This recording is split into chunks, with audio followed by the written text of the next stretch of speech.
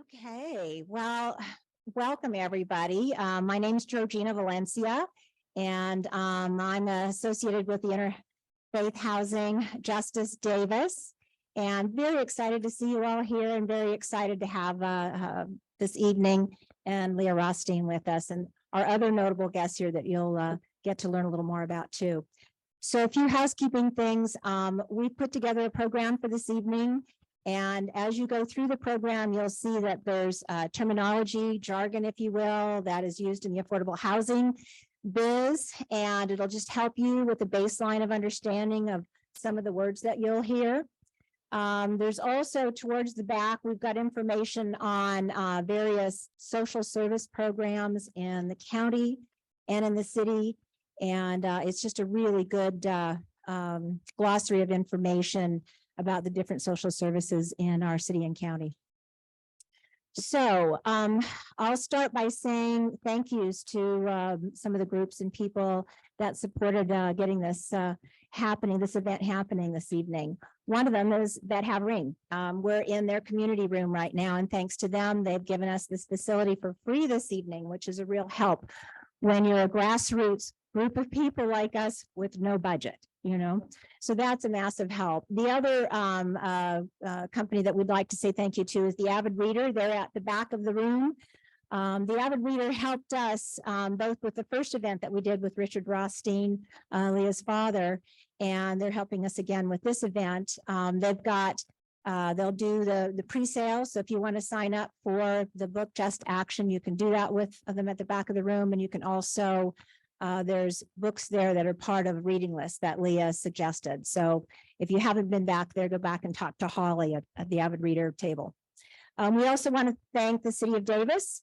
We have members of the City of Davis here. I don't know if you ladies want to stand up just so everybody knows you're here. We have Kelly Stackowitz, our assistant city manager, Sherry Metzger, our new planning director, and we've got Dana Bailey, our new social services director too. Yeah, thank you. Thank you.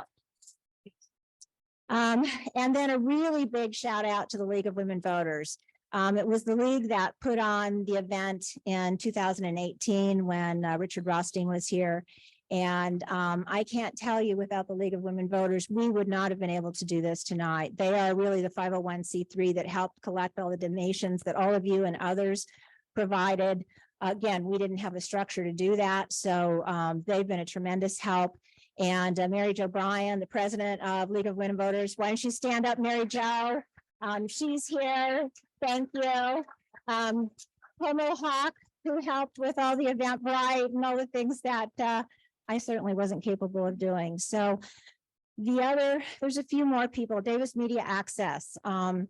They are helping with all of the Zoom links and the recording of this event tonight. So that's a real plus for those people that couldn't be here. We have something like another 30 or 40 people that are watching us on Zoom tonight too. So we've got a pretty good crowd. It's fabulous. And then finally, I want to say a big shout out to the Davis Vanguard. David Greenwald, as many of you know, has been a journalist in this town for a very long time. And he has really focused on housing issues and equity issues. And I can't say enough good things about him and appreciation. And he's here this evening as well. So thank you for all the good work that you do, David.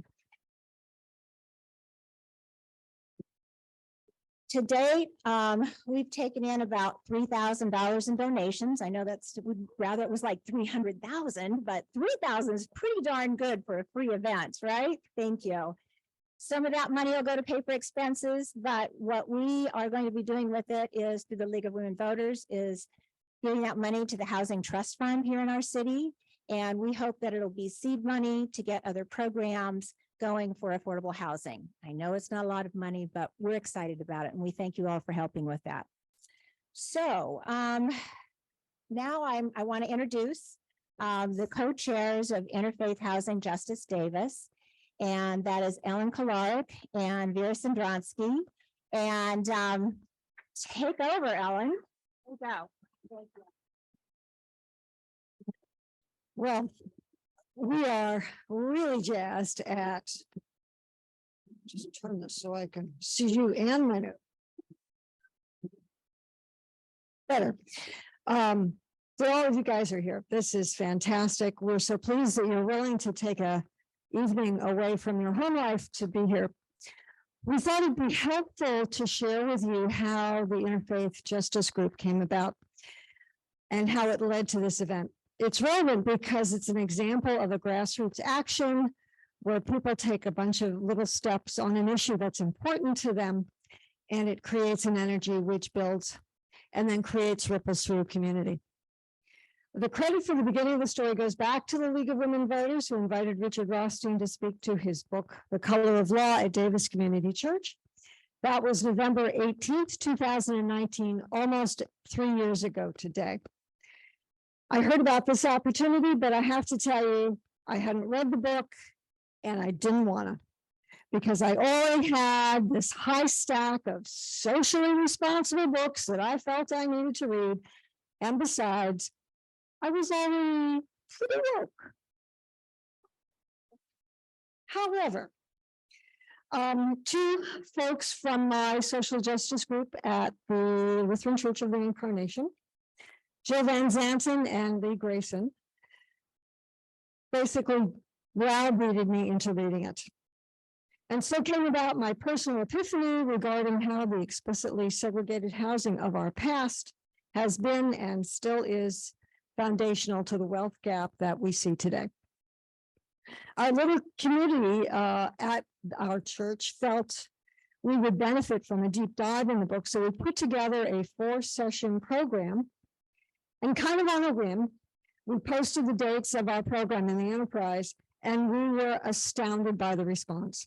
In the end, we had to cap the program at 40 people because we're just a bunch of amateurs and we had no idea how to handle that, any more people than 40. About half the attendees were from our own Incarnation Church and the other half were from the greater community. And most of those were part of a faith organization of one sort or another. Unlike any other book study that I've organized, all the people that started it finished the group. And at the end, most of the participants said, well, that was really important, but what do we do with it? Well, the first thing we did was share the program. That is the curriculum that we had put together. Several of the participants took our curriculum back to their home organizations and, played with it a little bit and did a program of their own. And let me assure you that we are happy to share that program with anyone who wishes to get a study group together on their own. Just connect with me tonight or send us an email. There's an email in your program. The only payment we want is some feedback at the end regarding how your study group went.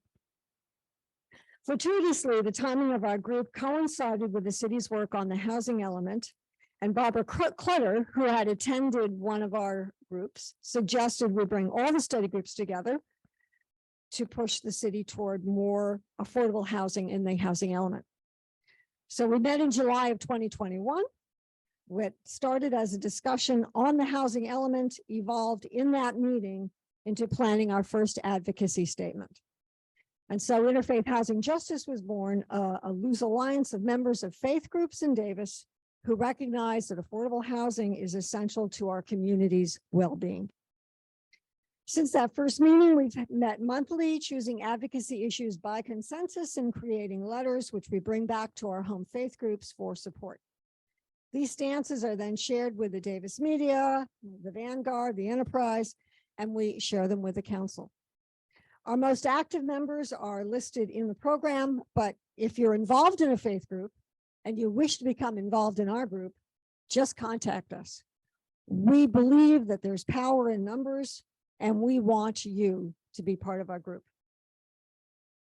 About a year after our group had been meeting, Georgina, who's a member of the League and had played a pivotal role in the 2019 program, shared with me how easy it was to talk with Richard Rothstein. Now, in my mind, Richard was sort of a rock star somewhere up there in the ethersphere and therefore completely unapproachable. But she said, no, he's a regular guy. You should reach out to him. And so I did, sent him an email and shared how our group had formed, what we had done, the curriculum, the statements that we had come up with. And in less than 24 hours, he emailed me back with this beautiful thank you note that we had actually acted on his book. And then a week later, he offered us Leah. So Leah, thank you. I do hope Richard asked your permission first before inviting you here. We are grateful that you are here. In any event, that's my story of how ripples can build into waves. How one person can talk to another, and then groups can form, and surprising things can happen. So we're hoping that today's event will be the beginning of more ripples. And I'm asking you to surprise each other and make some waves.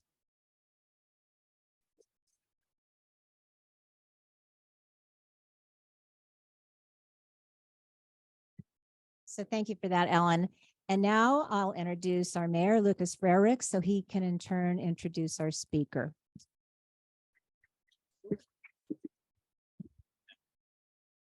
Pull this out, I think.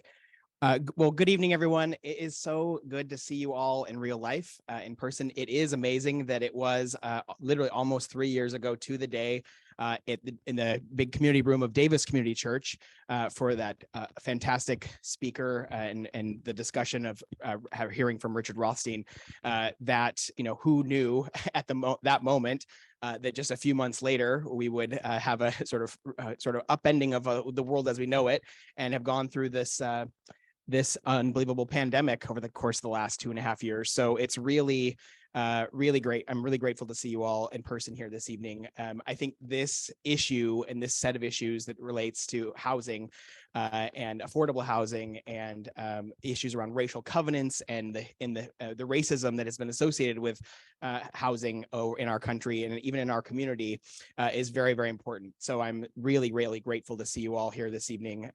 It means a lot.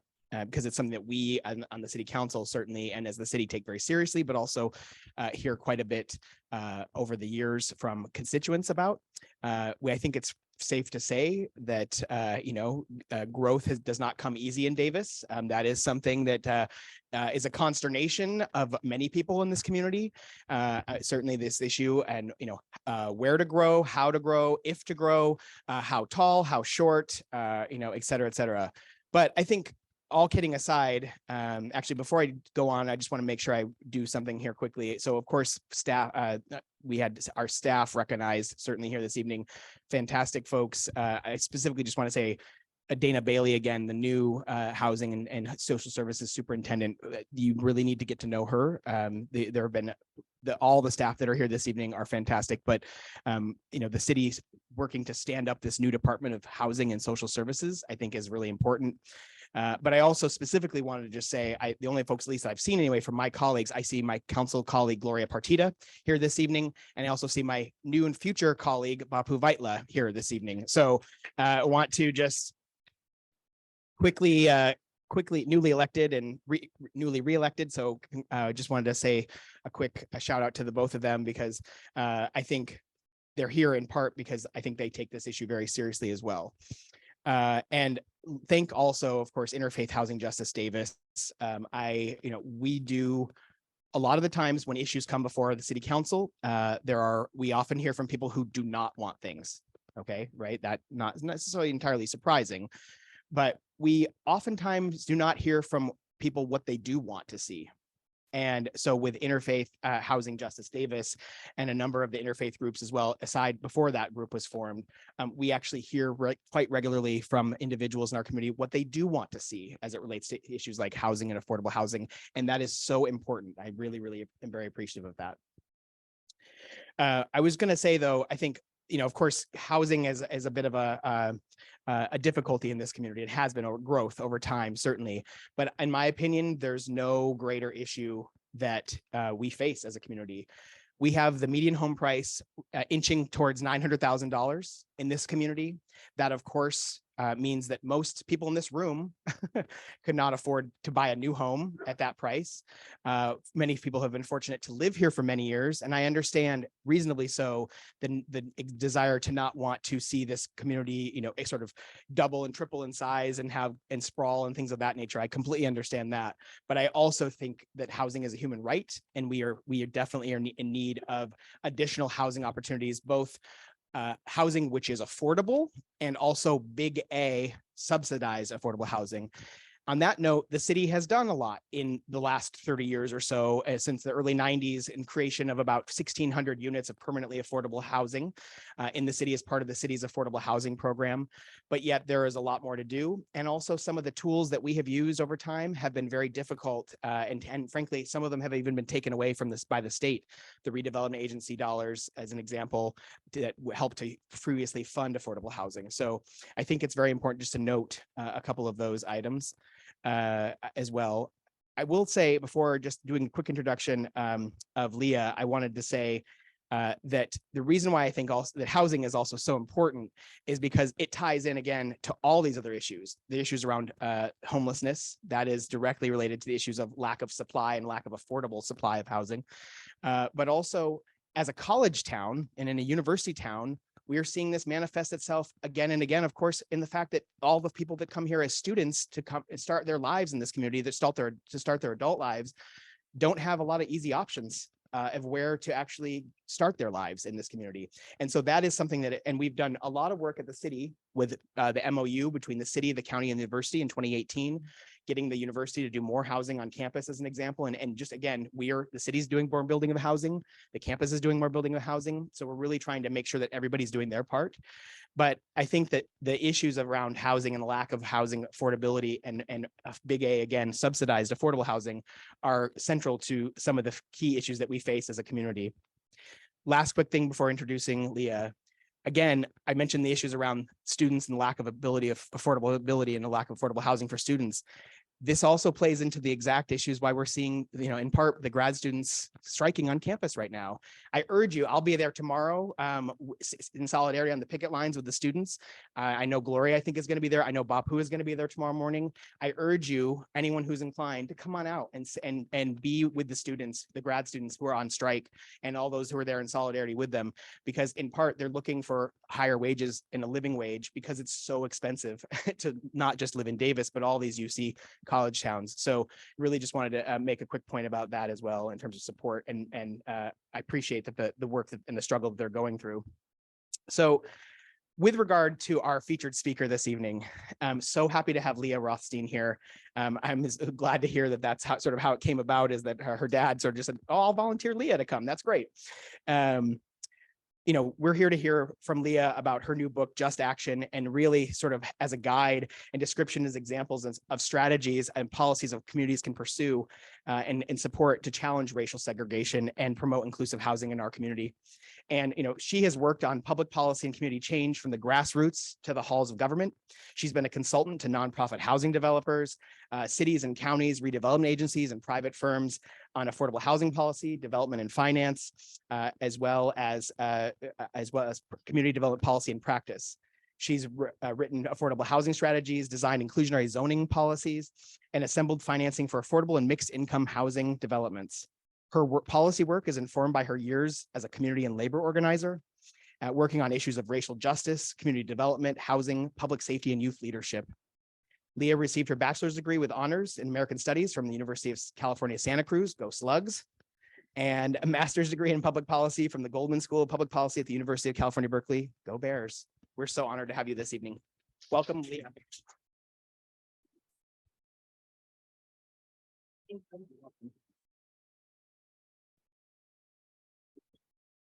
Just gonna get situated. Can everybody hear me?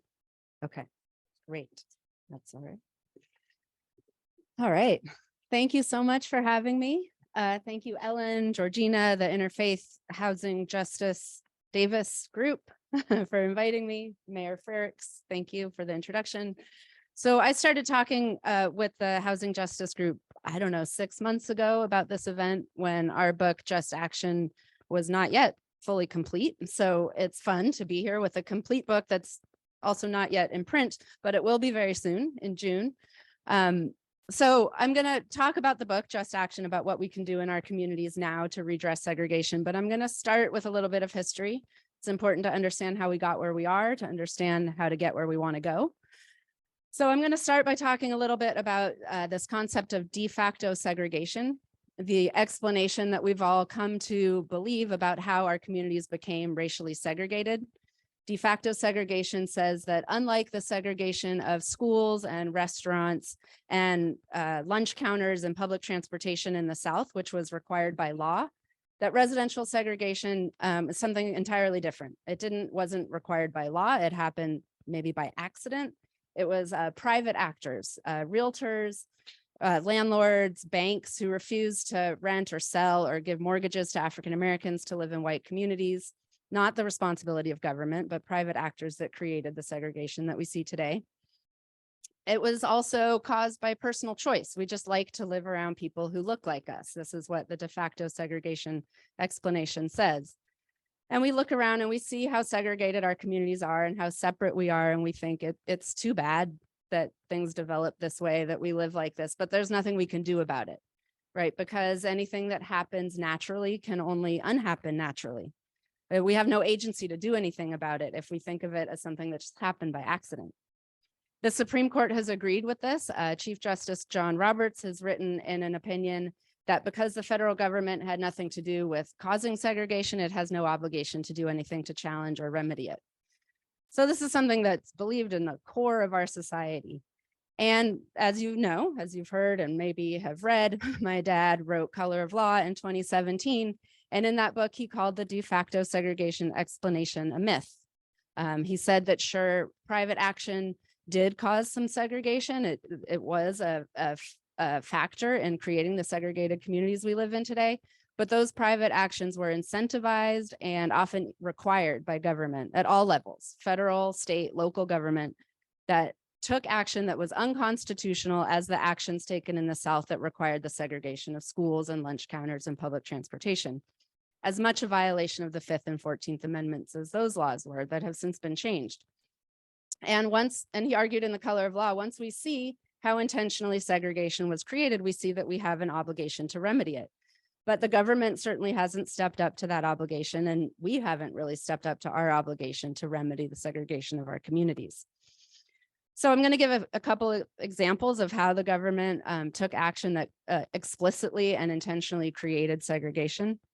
One is public housing. So we think of public housing now as a place where poor people live, right? It's a concentrated poverty, mostly African-American, Hispanic families, high crime, under-resourced neighborhoods, buildings are poorly maintained. That's how public housing has come to be understood and come to be.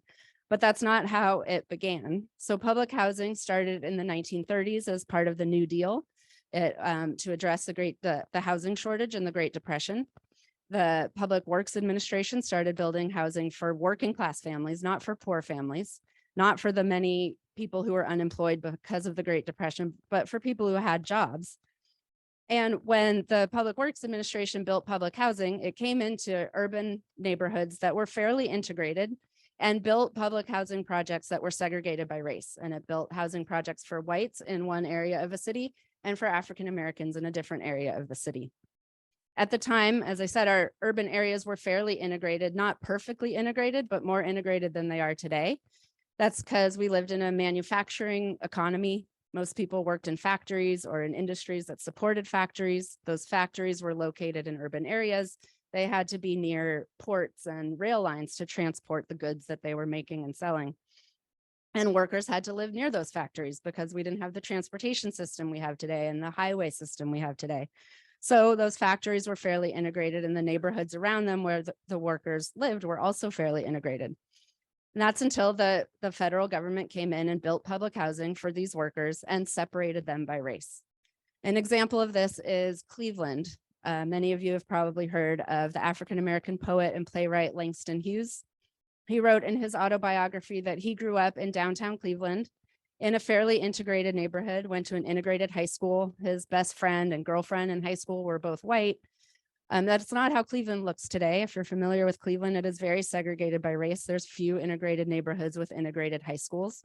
And that's because the federal government came in and built public housing in the 30s for workers in Cleveland and separated them by race, creating white neighborhoods and Black neighborhoods where before they were mostly integrated together. Also happened in San Francisco. In San Francisco before World War II, there weren't very many African Americans in the city at all. They started coming to San Francisco to work in the shipyards for the war production. And the federal government stepped in to build housing for those African American and for white workers who couldn't find housing, who were working in the shipyards. Came in and built 4 public housing projects in the city, 3 for whites, only 1 for African Americans, placed them in different parts of the city. And the location where the public housing project for African Americans was sited became the African American segregated lower income neighborhood of San Francisco. So this happened all over the country.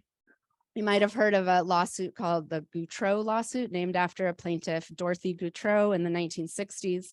She was a public housing resident in Chicago, and she sued the Chicago Public Housing Authority because she didn't want to have to live in segregated public housing. And as a result of the lawsuit, the housing authority in Chicago was required to stop building segregated public housing. So instead of integrating the public housing that they were building, they just stopped building public housing, period. So this was no accident. This wasn't just by personal choice, private action, or something that happened naturally. The segregation occurred because government policy required it. Another example quickly is after World War II, as millions of war veterans came home from the war, they started families, created the baby boom, also searching for housing amidst a housing shortage. It was after the Great Depression when no housing was built, and during the war, it was illegal to use housing construction materials for civilian purposes.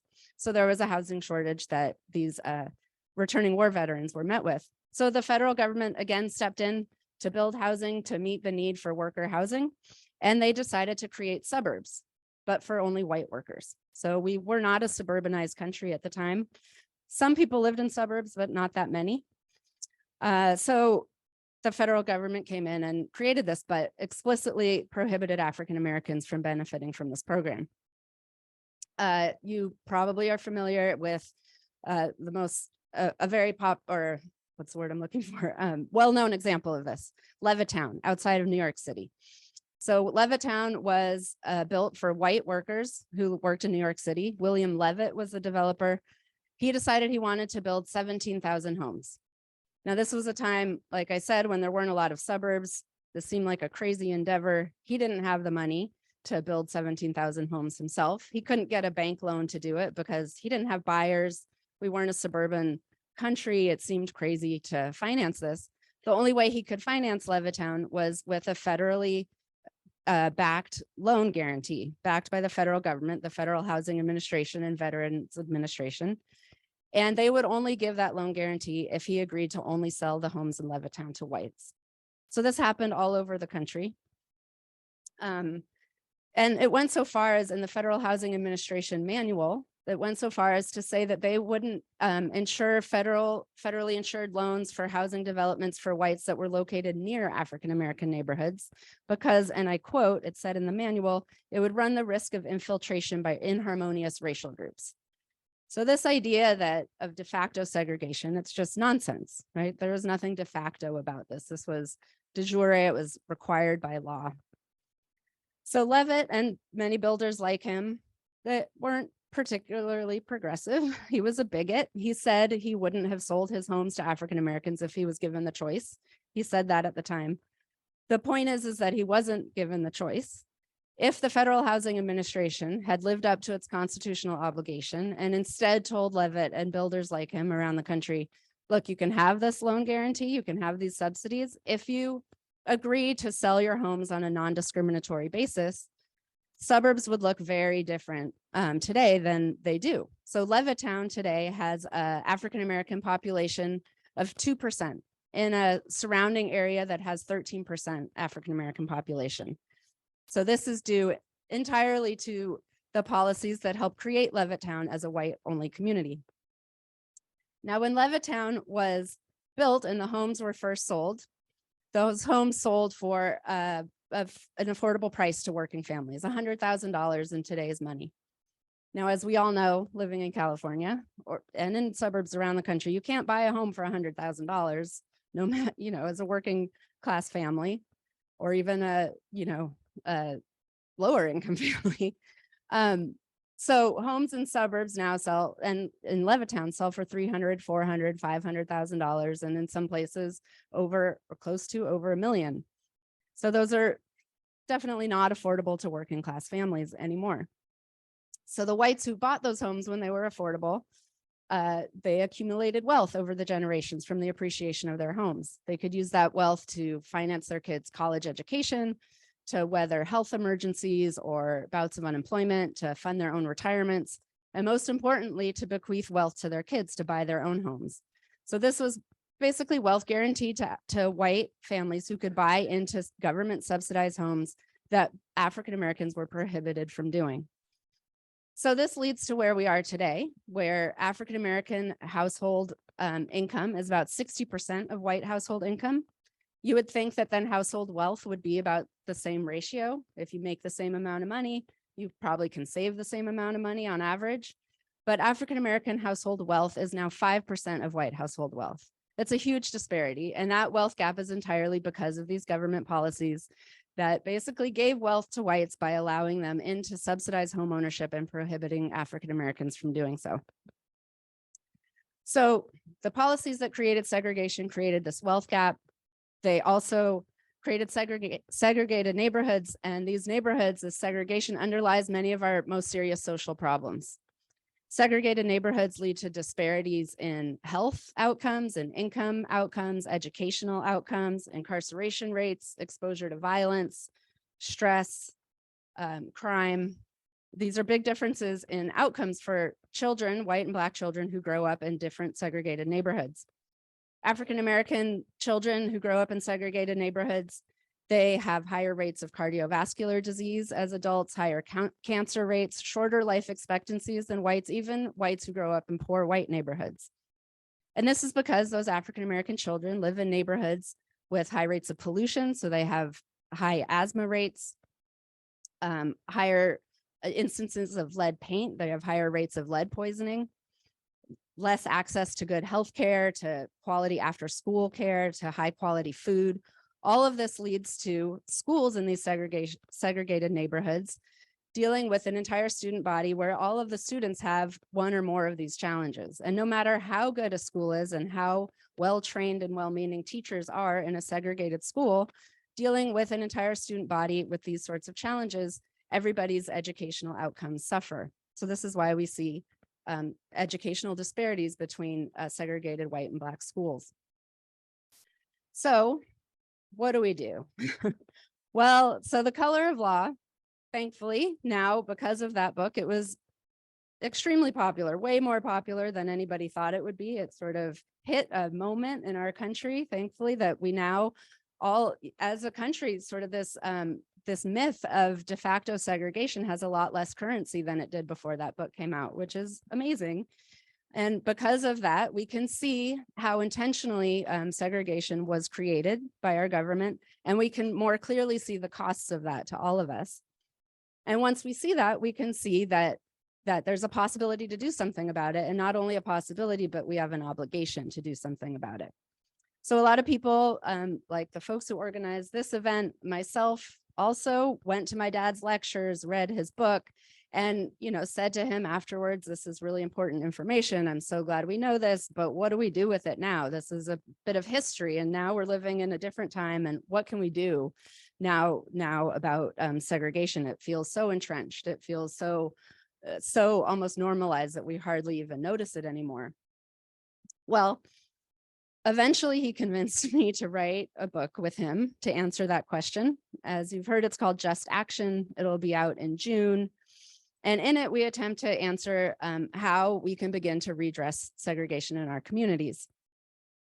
We argue that what we'll need to do this is to build a new activated civil rights movement that takes on segregation, that begins locally in our own communities, And this might sound daunting, it might sound impossible, but it's not. There's a lot we can do locally.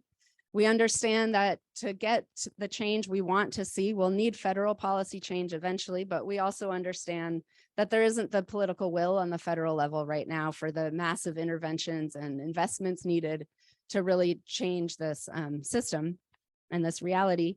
But there's a lot that can be done locally. There's a lot of small pieces that can be put together in our own communities that can begin to redress these harms of segregation and change it going forward. And together, if communities across the country are doing this, making these small and big changes, it will lead to a larger civil rights movement around the country that will then bubble up and create the federal change we need. So how do we start to build this activist civil rights movement? Well, you're doing it right now by being here. And we say that one way to start is to build biracial multi-ethnic committees in your own communities to start to talk about and learn about these issues and do something about it. This also might seem daunting. We have these days less contact with people of other races than previous generations have outside of our workplaces. We're pretty isolated by race. It's a large part due to the neighborhoods we live in being segregated. But in Just Action in our book, we have some examples of communities that have bridged these obstacles, addressed these divides, and brought people of different races together, people who've lived in the same city their whole lives and never knew people of other races and then never visited other race neighborhoods, brought these people together to start talking about these issues, learning about each other, learning about their experiences, and then starting to see what they could do about it. So when these groups started, oftentimes these groups get started. I'm not sure if this has happened here. You seem to have started in a different vein, but we describe a few examples in Just Action of Modesto, California, Rochester, New York, and Charlottesville, Virginia, where groups formed when residents of those communities discovered racially restrictive covenants on the deeds of their own homes. And these covenants, as I mentioned before, were a primary tool in the 20th century of segregation, often required by the government, like required of Levitt to put on the deeds of Levittown. They are covenants in the deeds of a home that say that that home can only ever be owned or occupied by whites. And these are no longer legally enforceable, but they remain on the deed of a home forever. A deed is a legal document that doesn't change. And so people in these communities, they discovered these covenants on their own homes. They thought they lived in a progressive city or in an integrated neighborhood, and they saw these covenants and realized just how intentionally segregation was implemented in their own community, and started to ask around about how common this was. They did some research, went to the county clerk's offices, looked up deeds around the city, and they've created maps of where the restrictive covenants are, overlaid these maps with the racial makeup of neighborhoods. They overlay almost perfectly where the restrictive covenants are still white neighborhoods. And they've taken this information around their communities to educate people and to build awareness about how intentionally segregation was created and inspire people to action. Because like I said, once we understand that it was intentionally created, we can understand that intentional action can do something to address it. So once a group is formed, educated, inspired to action, we describe in Just Action dozens of policies and strategies that a local group can take on to begin to redress segregation. We think of them as two-pronged. There's the strategies that attempt to stop segregation going forward, to make sure that we don't continue to create and maintain segregated neighborhoods. And there's the policies and strategies that attempt to remedy the harms of the past. So like I said, with the wealth gap that I described, we can now say that every community is open to all races, but with this wealth gap, it's just an empty promise when African Americans haven't been allowed to accumulate the same wealth as whites. So we need to address those disparities that have been created thus far in order to be able to get where we want to go. So the policies we describe, we group into two main categories. The first category we call place-based strategies. And these are strategies that attempt to increase investments in lower income segregated African-American communities, where the concentration of poverty is the direct result of government-sponsored segregation. So these policies attempt to increase investment and resources in these communities. They also attempt to prevent displacement. As investments and resources increase in lower income communities, what can happen is they become more desirable to people with higher incomes. They become more expensive. They threaten to price the longtime residents out of those communities. So place-based strategies include anti-displacement strategies, like those that protect renters from rapidly increasing rents or unjust evictions, or policies like inclusionary zoning, where in neighborhoods that are gentrifying, when new housing is built, those housing developments are required to set aside a certain percentage of their units as affordable housing, which I know Davis has an inclusionary zoning policy, which is great. So one example of a place-based strategy that is already in use in over 200 communities around the country is starting or expanding a land trust. So a land trust attempts to maintain affordable housing in the long term, permanent affordable housing in neighborhoods where prices are rising and residents are threatened to be displaced and priced out of their neighborhoods. A land trust can also create affordable home ownership opportunities for lower and moderate income households. So it can accomplish a lot. And how does it do that? Well, a land trust first has to acquire some land, and it often does this with the help of local government. And the local government often needs the advocacy of its voters and its residents to pressure it to donate unused land or resources to a land trust to purchase land. And then a land trust will fix up or build a home on that land and sell it at an affordable price to a lower or moderate income household. And it could sell it at an affordable price because it retains ownership of the land underneath the house. It only sells the house, and it rents the land for a negligible amount, $1 a year, say, to the family. And in exchange, that family agrees that when they go to sell the house, they have to abide by a formula that the land trust establishes on the maximum to determine the maximum amount that they could sell it for. And that formula, it balances the desire to build some equity for that home selling family with the need to keep that home affordable for the next family that buys that house. And every land trust strikes that balance slightly differently, but all try to achieve both of those goals in some way or another. And it's a really effective way of creating permanently affordable housing opportunities in neighborhoods where those opportunities are quickly vanishing. So an example is in Durham, North Carolina. The land trust there started in a lower income, predominantly African-American community in Durham. And residents there started by just talking to each other, like you all are, talking about what are the issues that were important to them.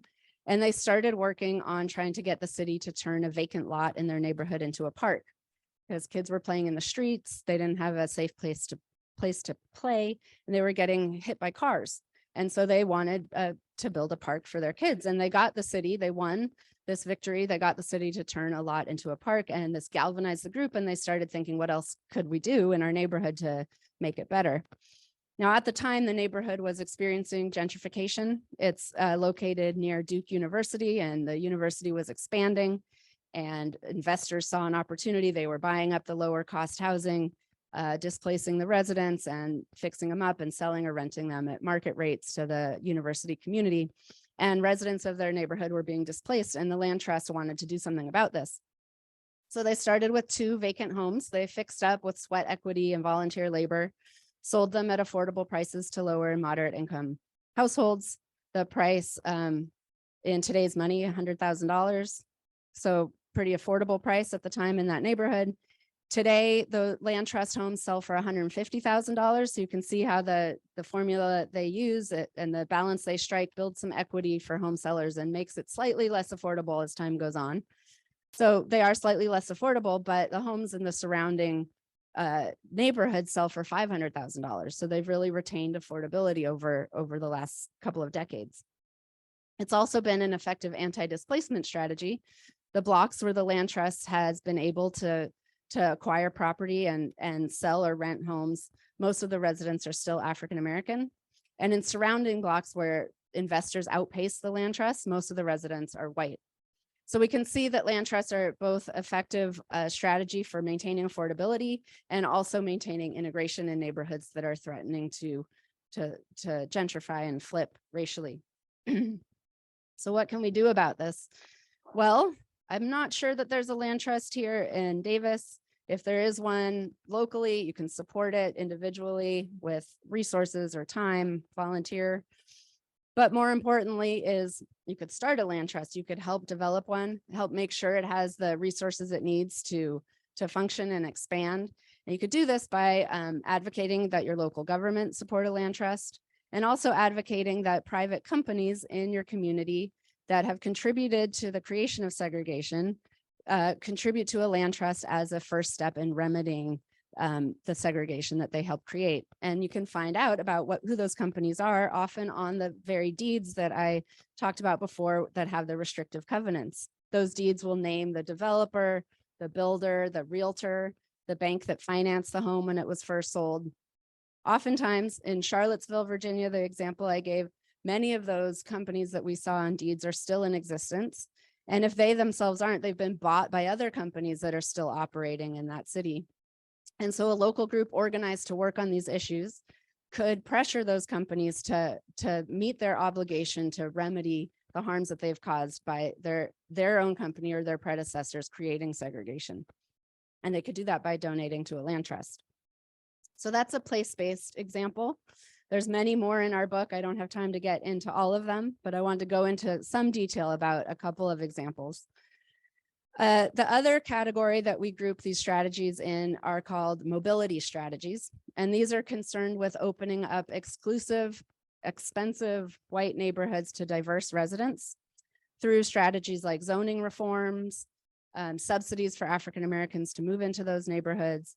And again, inclusionary zoning can also be used for this purpose. Used in suburban neighborhoods, exclusionary zoning can create affordable housing where it doesn't already exist by requiring new developments set aside some of their units as affordable. So one example I'm going to get into for a minute of a mobility strategy involves Section 8.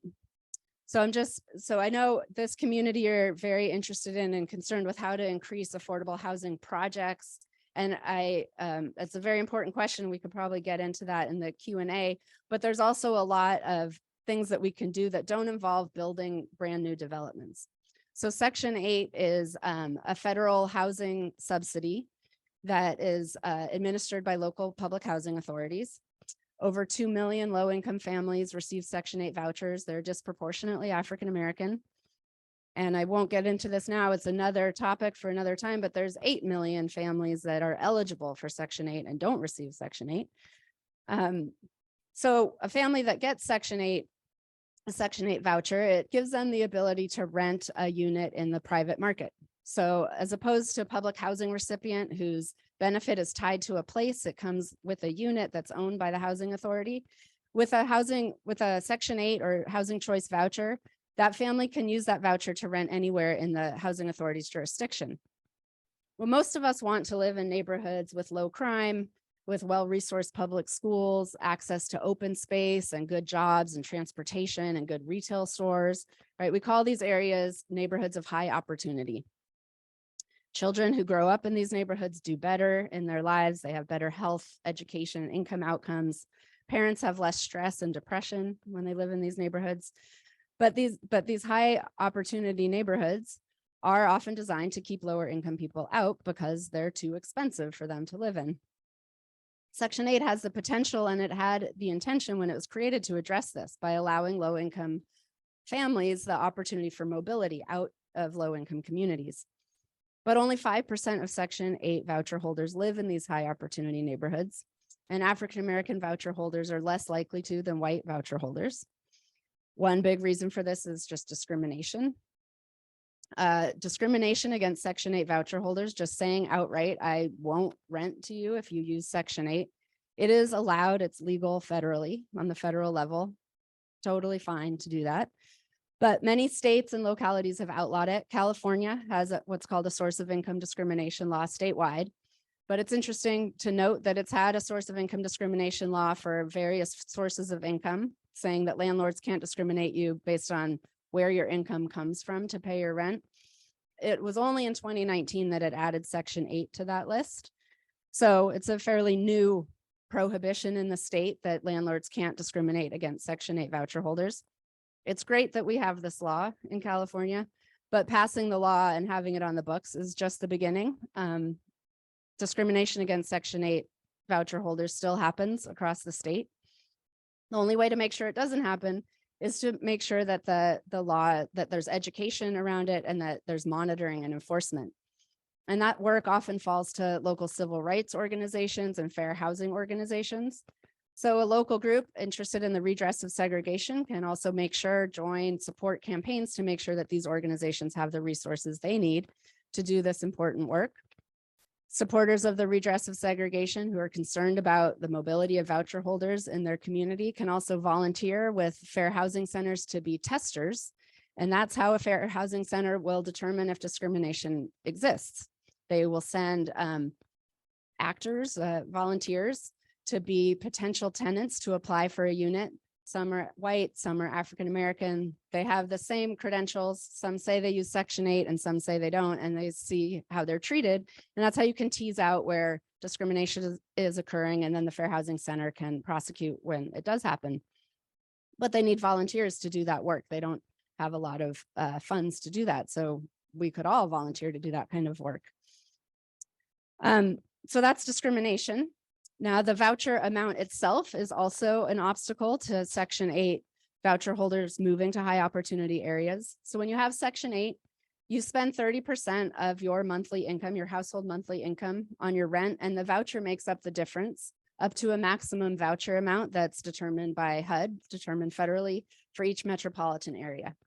And that maximum voucher amount is based on the median, slightly below the median of the entire metro area's market rate rents. So if you think of a large metropolitan area, the rents vary widely. You take the middle rent of those varied rents and 10% below, and that's the maximum amount that a voucher will pay for. So by definition, even though Section 8 has this potential to allow low-income families to leave low-income neighborhoods, by definition, over half of the rents in a metropolitan area are unaffordable to voucher holders. They can't afford them. The voucher won't pay for it. Well, in 2010, there was a lawsuit in Dallas about this. Black and Hispanic voucher holders sued, saying that this voucher payment standard segregated them into low-income neighborhoods and created their isolation into these segregated neighborhoods, and they thought that was unfair. So as a result of that lawsuit, the housing authorities in the Dallas region decided to adopt a different payment standard where the maximum rent a voucher could afford is based on a smaller area. So a zip code or a group of zip codes instead of the whole metro area. So in higher cost areas of the region, a voucher will pay more than in lower cost areas, which makes sense because rents are more in that area than in that area. So it just makes sense. And it allowed voucher holders mobility to live in these higher opportunity areas in Dallas. And so as a result, now there's 180 housing authorities in 24 metropolitan areas around the country that are required to use the smaller payment standard. There's only 2 in California. This county is not one of them. But any other housing authority can adopt these small area fair market rent standard. That's what it's called, the small area fair market rent. Any housing authority can adopt it voluntarily. Yolo County Housing Authority currently does not use it, but it could if it received pressure from the local residents saying that they should adopt the small area rent standard to allow voucher holders the opportunity to move where they want in the region. So some regions go beyond both of these strategies and they've adopted comprehensive mobility programs. And these programs not only they help voucher holders with all of the sort of practicalities with looking for apartments and relocating to higher opportunity areas. They have counselors that help them apply for these units, help them look for them, assist them with transportation, financial assistance for higher security deposits and rental application fees, and moving expenses. They often have staff that are dedicated only to recruiting landlords in these high opportunity areas to rent to voucher holders. And they have a hard job, but they do it. We've been following a program like this in Milwaukee, where also in Milwaukee, only 5% of voucher holders there live in high opportunity areas. So there's a big opportunity to help them move out of low income communities. This program has all of the components I mentioned, the counselors, the landlord recruitment, the financial assistance. But in the Milwaukee region, the city of Milwaukee has a source of income discrimination law, but the surrounding suburban county does not.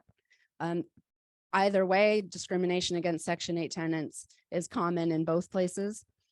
They also, only halfway through this program, did the City of Milwaukee Housing Authority agree to a small area rent standard in only 16 areas of the city. So that helped, but regionally in the suburban areas, voucher holders there are still limited by their ability to not pay the higher voucher amounts. Even with all of this additional help and support, they can't find units they can afford in these areas.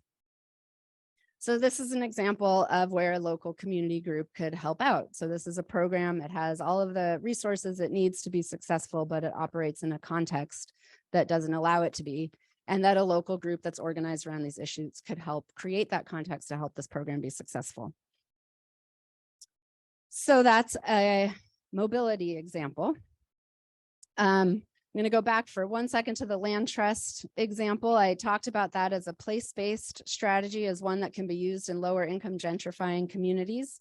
It is also a strategy that can be a very effective mobility strategy if a land trust could afford to acquire land in more expensive suburbs, which they usually can't. They're nonprofit organizations, but they could if the local suburban government would donate land to the land trust for that purpose. And there's lots of opportunities for this. In our book, we talk about a few examples. In Woodbridge, Connecticut, the town is trying to figure out what to do with a vacant country club. In Modesto, California, a vacant golf course. And in suburbs around the country where there's declining public school enrollment, there are vacant schools.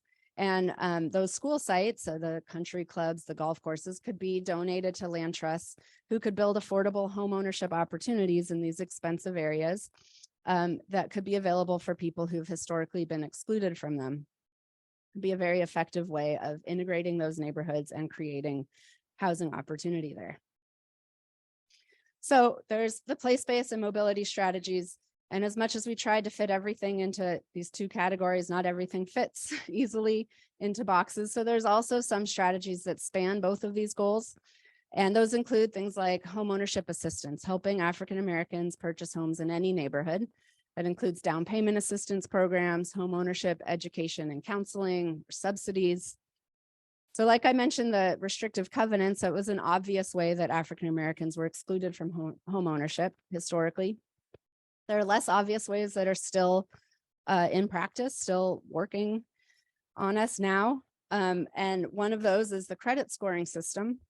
So we all know about credit scores probably, right? It's supposed to be an objective rating of a consumer's future likelihood to repay a debt. And that objective score is based on your financial history. So it makes sense if you've defaulted on loans in the past, you have a low credit score, you're less likely to get a loan in the future or less likely to get good terms on that loan. But this objective rating based on your financial history only takes into account a certain type of financial history. It's a type of financial history that whites are more likely to have than African Americans. Whites are more likely to be applying for a loan having owned a home before, and their payment on a previous mortgage will help them get a good credit score and help them get a mortgage in the future. African Americans who've been excluded from home ownership, less likely to have owned a home before. They may have been renters their whole lives and never missed a rent payment, never missed a utility bill payment, but this doesn't help them get a good credit score and help them get a mortgage in the future. Now, there's no reason, aside from it being more work for the banks and the credit scoring companies, that credit scores can't take into account a person's rental history payment or their utility bill payments or their alimony payments or other things that would show that you're a faithfully paying debtor, right? So there's some movement nationwide to change the credit scoring system all over to take into account rental payments. But again, we don't need to wait for this federal change. Locally, we can work with our local banks and credit unions to adjust their credit scoring algorithm and take into account rental payment history. And this would go a long way in opening up access to mortgages for African American families. So I've dumped a lot of information on you and a lot of examples, and I'm hoping that I might not all stick, it might not all have landed, but I'm hoping if you take anything away from this, it's that there's nothing we can do about this. There might not be one big fix-it strategy for every community to take that will suddenly integrate and make all of our communities equitable and fair, but there are a lot of small things we can do along the way that will add up and will really make a difference. So I gave a few examples, And I will just say, I'll wrap up by saying, if you get into the weeds about this, if you talk to like housing policy wonks around this, you might see that there's this debate about, should we focus on place-based or mobility strategies? Should we be only focusing on lower income African-American communities, or only focusing on opening up exclusive white communities? Well, it's a fair question, but we believe that we have so far to go and so much that needs changing that we can't afford to be choosy. It's not about choosing one over the other. It's just about doing something and getting started somewhere. Sort of matters little where we start, just that we do. So I hope that I've sparked some thoughts and maybe some inspiration about things you can do here. I hope our book that comes out soon will do more of that, and we can have some discussion and talk more about it now. So thanks so much for listening.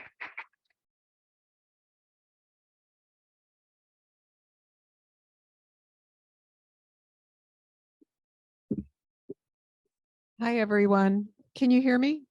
Great. Thank you so much. So many ideas, a lot of information, a lot to digest, but for me, and I hope for all of you here in our room and in our Zoom chat, that where there's information and education, there's hope. Hope can live and be nurtured, and we don't have to argue about the most perfect answer. We have to figure out some possibilities, what we can do moving forward. So now we're switching to the audience engagement part of the program. And we have asked for, some of you have put some thoughts and perhaps questions on our engagement boards. So those will be coming up to me, and also the 3x5 cards. If people have filled out the 3x5 cards with questions or comments, those will also come up to me. And finally, from the Zoom chat, if there are questions, comments, etc. And while that's all happening, and while we're sort of shifting through this, I'm going to ask a few questions now. So I was really intrigued by learning about land trusts. Full disclosure, I'm an attorney, retired, not a specialist in housing or anything to do with real estate by any measure. But I was wondering if you have any examples of land trusts that have been established in California communities. And even if the community, the demographics are very different from Davis, I'd be interested in knowing what the challenges were that they had to overcome, and what sort of helped them move from, just not having it to having it. Like, was it a committed group of people from, some faith groups? Was it like a political action? I'm just kind of wondering, what was the origin story of an example in California? Well, full disclosure, we tried to write a book about the whole country. So as much as I wanted to focus on California, I didn't get into the weeds too much on California examples. So the one we really got into the weeds on for land trust was the Durham Land Trust, but there are land trusts across California. I know there's one in Berkeley. There's I think there's others in the Bay Area. There's probably others around the country, around the state, if other people, Sacramento. And I imagine a lot of them have the similar challenges that Durham did, which is just getting started and acquiring property and land. And the Durham group is a good example. It's not California, but it is a group that just started by thinking about what can we do in our neighborhood. It was a group of residents, maybe 5 of them, started talking, going door to door, talking to people. They started working on the park. They had an expert in land trusts come to their community and teach them about how land trusts work. And they started with 2 houses. And it's now been in existence for, I think, 30 or 40 years. So, and they have a lot of property that they manage.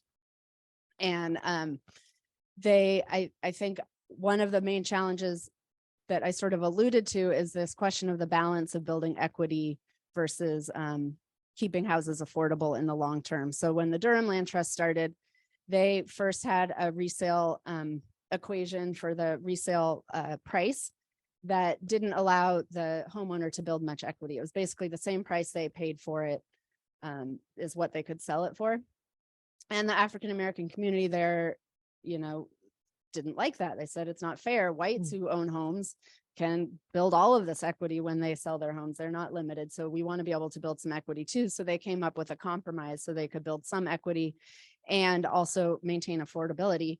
And as I explained, it didn't maintain perfect affordability. So now when their homes come up for sale, they can't always find lower or moderate income buyers who that can afford this higher price. So they've turned a lot of their homes into rentals, affordable rentals. So there's challenges in that way. And I think just getting started is usually the biggest challenge for any of this. Right. Thank you. One more question. I'm wondering about the revenue side for the affordable housing needs. And as you're aware, we have a housing trust fund here in Davis, and donations to this event will go to that fund. Of course, the needs far outstrip what a group of individuals at an event can raise. However, in terms of like structural kinds of changes that the community can make, what are your thoughts about increasing revenue to the housing trust funds? Yeah, well, I think it's vital. Having a housing trust fund with no funds in it doesn't allow it to do very much. But there isn't sort of a magic bullet answer. Any revenue creation, the revenue has to come from somewhere. So some tax has to be levied on somebody. I was just on a call yesterday with people in Marin. They have a housing trust fund that's funded by a transient occupancy tax. So a tax on hotel rooms or Airbnbs. So that's how they've figured how to fund that, their housing trust fund. There can be real estate transfer taxes when homes over a certain value are sold. The seller maybe has to pay a tax that goes into the housing trust fund that can fund affordable housing.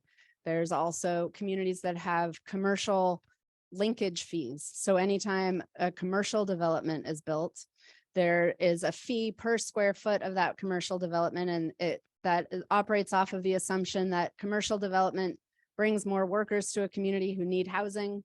So that development should pay for the impact that they're having and pay a per square foot fee that goes into a housing trust fund.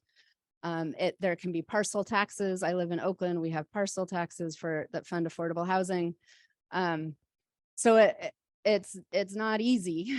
Passing a tax is never that easy. The people who are taxed will probably oppose it, but we also can't see change or progress on these issues without putting some money into it. And I would say that there isn't just sort of public ways of funding these kinds of strategies that I'm talking about. Like I mentioned, we could advocate for companies that have contributed to segregation in the past to contribute to remedies. We talk in Just Action about a couple of small nonprofit funds that have formed. One, a woman who runs a high-end property management company in Washington, D.C., who decided she wanted to do something about the racial disparities in the industry she worked in. And so she sets aside some of her company's profits to a down payment assistance fund. So that fund gives direct grants to African American and Hispanic homebuyers in the DC area to help them be able to afford a down payment to be able to buy a home.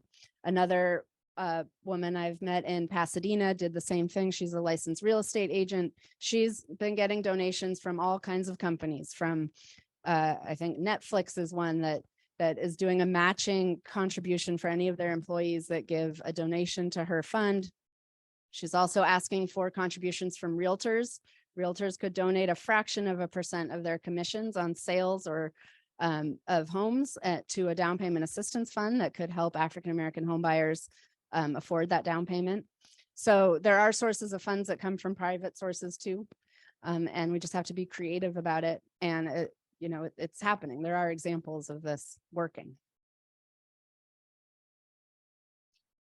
And I'm sure things I'm talking about, many of you know things about. So I would love to hear more about them. This might not be the forum, but afterwards, I'm doing talks like this all around and trying to collect more examples and stories. So. Well, we have a rich diversity of questions, so I'm going to just start asking some of them. Question from someone. You referred to many programs or ideas, strategies that focus on African Americans. Are there concerns about the constitutionality of those programs? Have such programs been challenged and been found constitutional or otherwise? Yeah, that's a good question. Our current Supreme Court probably wouldn't agree with these programs, right? Should that stop us from trying them? Has that stopped us in the past? You know, the civil rights movement, people who started and worked in the civil rights movement, made it successful. They actively broke laws. They did things that were unconstitutional at the time, that were illegal. You know, Rosa Parks on the bus, or the people who sat in at lunch counters in South Carolina. So just because we think that, you know, something is, the Supreme Court wouldn't allow it, that's not how progress has been made in the past. We've come to this point now where we're afraid to do anything that would defy the Supreme Court, because we think that, you know, we only make progress by following in the lines of where we are, but that's not how progress has been made. I mean, a current example is abortion opponents. They didn't wait for Roe to be overturned to start passing laws that were counter to Roe at the time, right? So we advocate in this book to, you know, be brave and create these programs that have direct racial preferences and priorities to address programs that were explicitly racial. And the programs, the policies that created segregation were explicitly racial, and we have to be as explicit in our remedies. And I will say that there's, there are a lot of things we can do that, you know, that don't quite cross that line of defying the Supreme Court. That's asking a lot of people. I understand that, but there are programs. There's something called a special purpose credit program. That's something that the federal government allows banks and financial institutions to target programs explicitly by race if they can prove that that racial group has been disadvantaged by their industry. And that's possible to do. So there are ways that we can, you know, target these programs to African Americans that will stand up to a legal challenge. Thank you. I'd love to, this is kind of a different sort of question. They've all been pretty serious, and this is serious issues we're here to talk about. But someone from the room said, I'd love to hear about your journey around this book, learning about the topic, working with your dad, and becoming an activist author. Good question. So I've answered this question once to an audience, and my dad was there. So different answering it. No, I will say the same thing. Working with my dad on a book is not an endeavor that you would necessarily know that would go well, but it really did. It was surprisingly easeful. It brought us closer.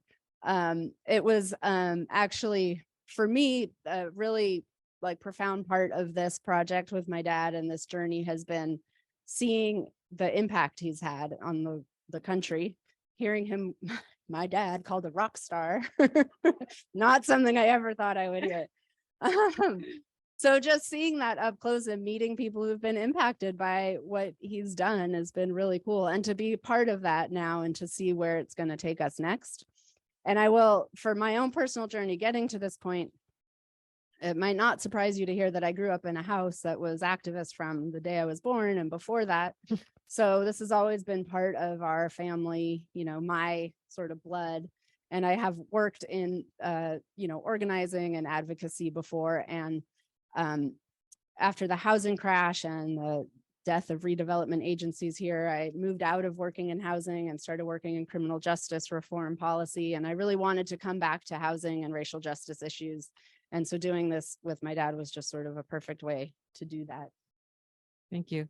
Another question. All examples that you've offered of segregation focus on African Americans, but other ethnic communities also experience discrimination. As an example, Asian Americans. Could you offer some thoughts about that? Sure. Yeah. Our focus on African American segregation does not imply that we don't believe segregation and discrimination of other groups hasn't occurred. Of course it has. Our focus is very intentional, that the kind of discrimination and segregation, the policies that created African American segregation were very specific to African Americans.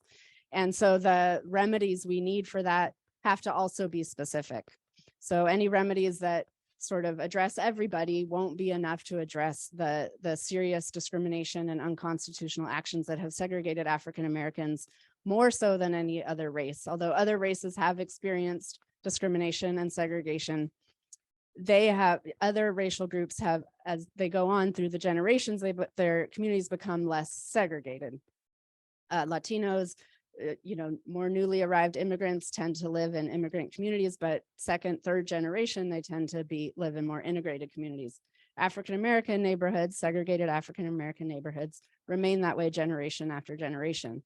And so there are very specific ways that happens and reasons that happens, and so specific remedies we need. So we focus specifically on that.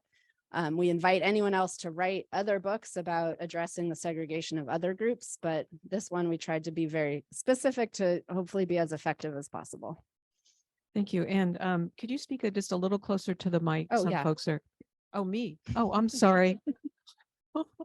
Thanks, Anne. Okay, I'm glad to know that. Thank you. I'm the amateur here. Okay, carrying on. So from another comment, someone from the room, which I think would be an interesting one for both you and Lucas. California is progressive in its statewide housing affordability policy, with regional housing needs allocated to specific cities in the form of housing element.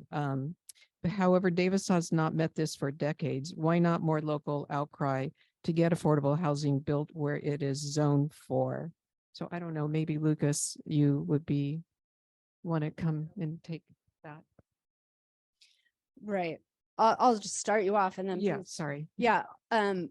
It's very recent, I think this year, that the state has started making a concerted effort to enforce this housing element law. So for decades, there has been a requirement that cities and counties submit housing elements that say how they're going to meet their affordable housing obligation. If they don't do that, nothing happened. So many counties did not meet their obligation, didn't submit plans that would be able to meet them. And now there's starting to be enforcement on the statewide level. So that's great. And we'll see what happens.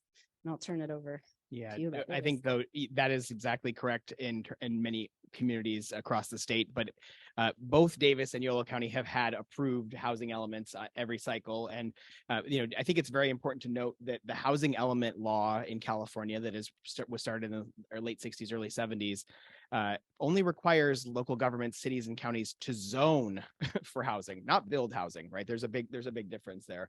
So and this is true for both Davis and Yolo County, but also many other jurisdictions around California. Many of them have complied with the requirement by law, but again, the zoning for housing of where future housing might go versus at the actual building and constructing housing is totally different. And to Leah's point, I think, which is I personally do support the state finally having enforcement, right, on cities, these bad actor cities. And we're not talking Davis in this case. We're not talking Yolo County. We're not talking West Sacramento.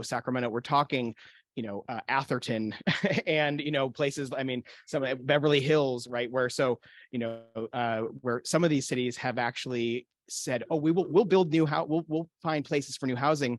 We'll put that new housing in other communities that's, adjacent nearby, or, allowing for, granny flats or, things of that nature to be used as affordable housing. There's a bunch of very, I would say, frankly, pretty sketchy, things that some cities have proposed to be used and be in compliance with state law.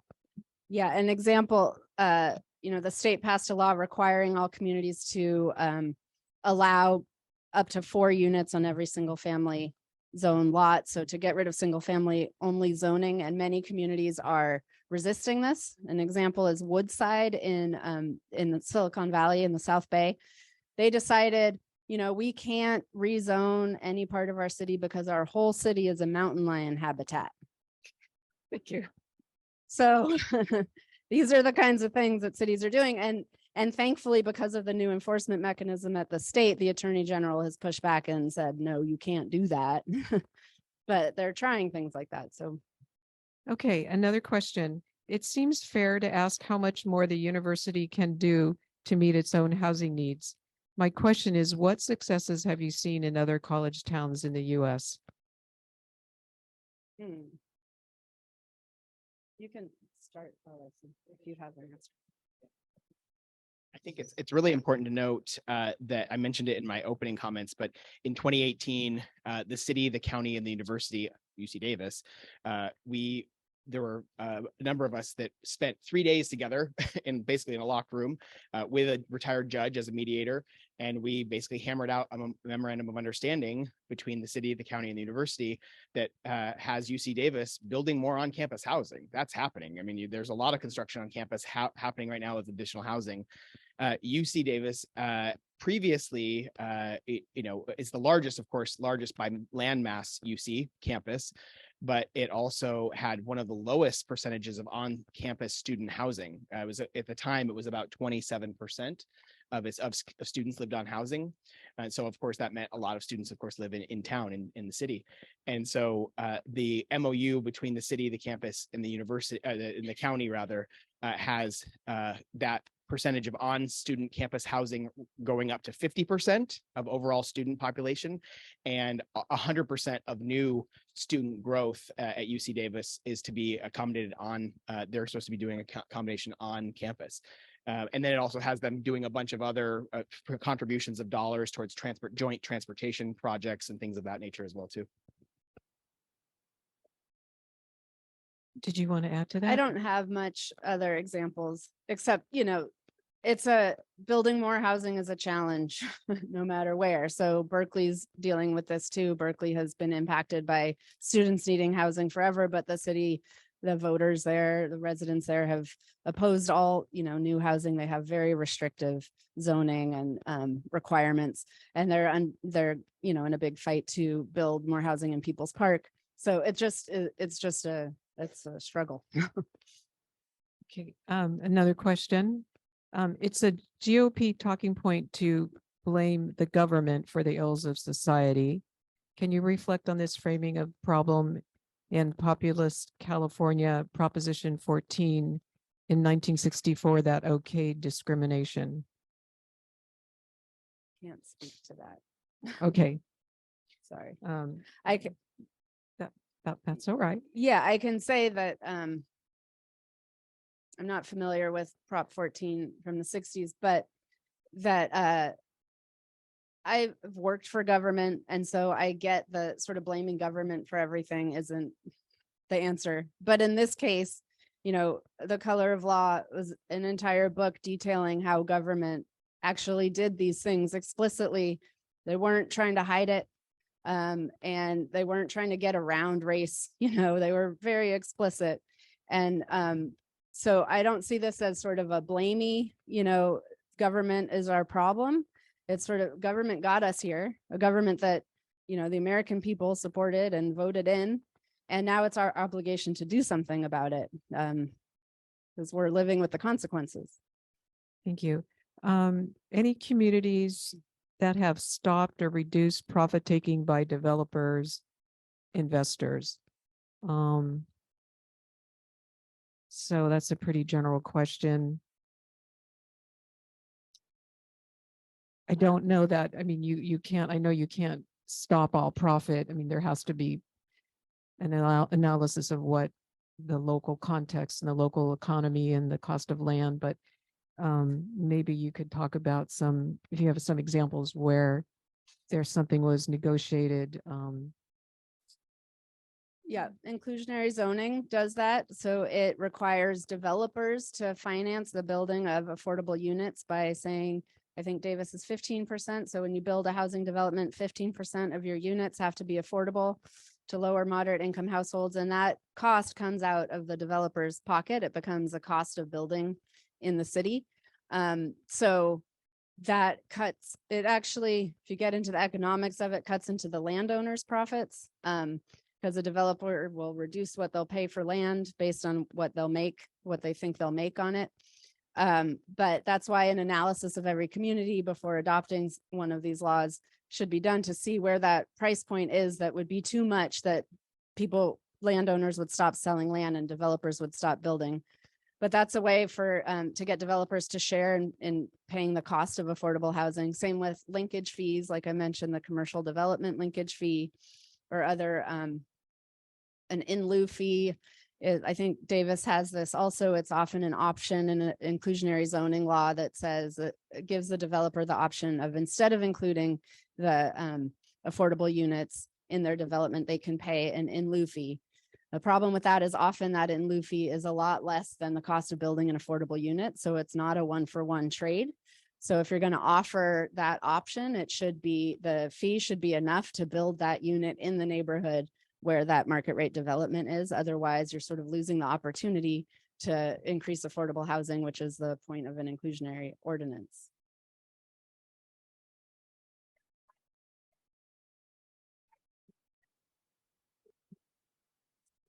Yeah.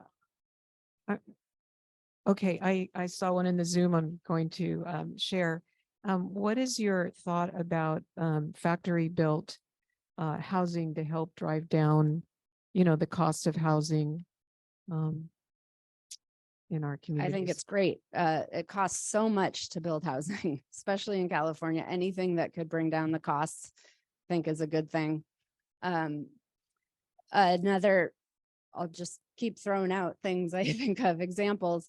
There's this law that requires California communities and cities to allow ADUs, or accessory dwelling units, granny flats, or in-law units to be built. That can be very expensive to do. It's like building a whole new house on your property, and the permitting costs are really high. I heard an idea that a city could have an overlay district of, areas where they want to increase housing by promoting ADU development, and say if people use a certain pre-approved plan or floor plan for their ADU, they can be expedited through the permitting process. They can have lower permitting fees, and that's a way to sort of reduce costs also. So that could be done in conjunction with manufactured homes. So anything that can decrease that cost so that we can get out of this rut of lack of supply of housing, that would be great.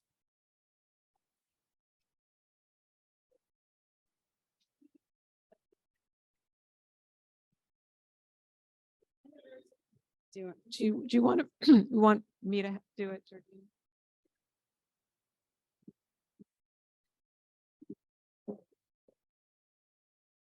Okay, should the University of California, Davis have a RH arena allocation and requirement to comply? Okay.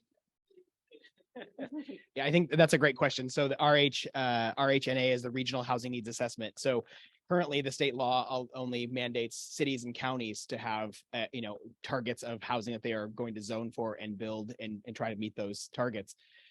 The state of California does not require the University of California or the CSU system, as an example, to plan for additional new housing on their campuses. So yeah, it's a great question, and that would need a state law change in order to facilitate that.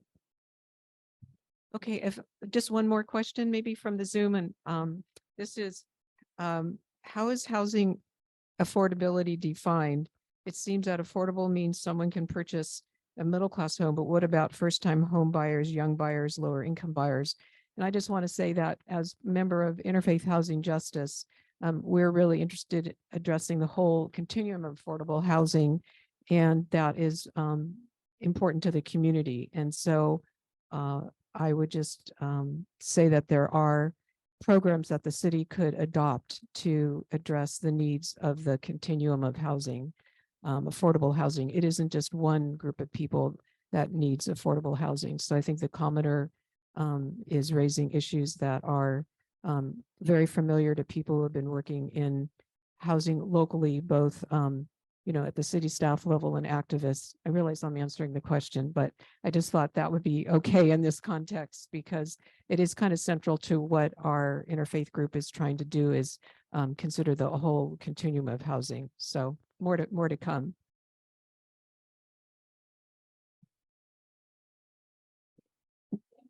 Yeah. So thank you. Thank you very much. It was awesome. Well done. Well done. So I would do the housekeeping stuff. There's all kinds of cookies in the back. So please don't leave, and don't take some cookies with you or nibble on a few.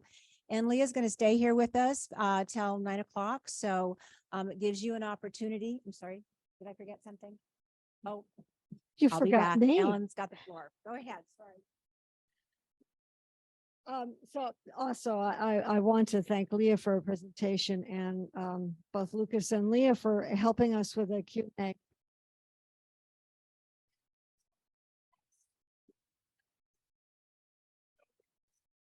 Not on? All right, I'll get, oh, that's the trick. I got to put my thumb there.